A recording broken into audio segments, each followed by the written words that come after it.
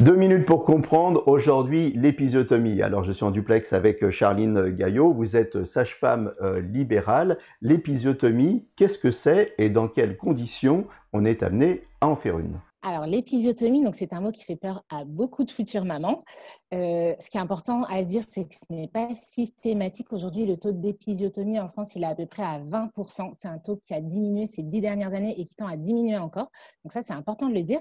Qu'est-ce que c'est l'épisiotomie? Donc, c'est le fait de faire une incision au niveau du périnée au moment de l'accouchement, de sorte à agrandir l'ouverture du vagin pour faciliter la sortie de la tête du bébé.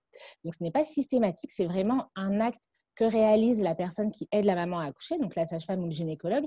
Et c'est un acte qui est fait qu'à la fin de l'accouchement, vraiment quand la tête est tout au bord de la sortie. Et donc, on ne peut pas prévoir d'avance s'il va avoir une épisiotomie ou non.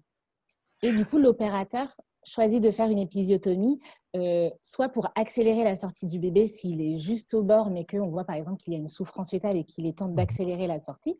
Et le but aussi, ça peut être de prévenir une déchirure un peu incontrôlée du périnée. Et c'est voilà, le but de l'opérateur, en tout cas, c'est de Donc protéger. elle peut être préventive. Est-ce que c'est douloureux ou pas? Alors, ce n'est pas censé être douloureux. La majorité des accouchements se font sous péridurale et donc ce n'est pas ressenti.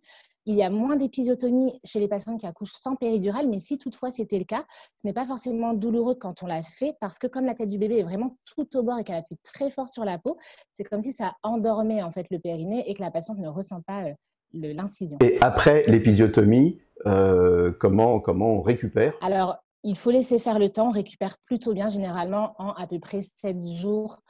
Ça va beaucoup mieux. Si jamais ce n'est pas le cas, on peut masser sa cicatrice à distance, à 1 mois après l'épisiotomie. Mais dans tous les cas, s'il y a des douleurs, il faut en parler avec son professionnel et c'est bien réglé. Voilà, on vous souhaite un bon accouchement dans tous les cas et à très bientôt.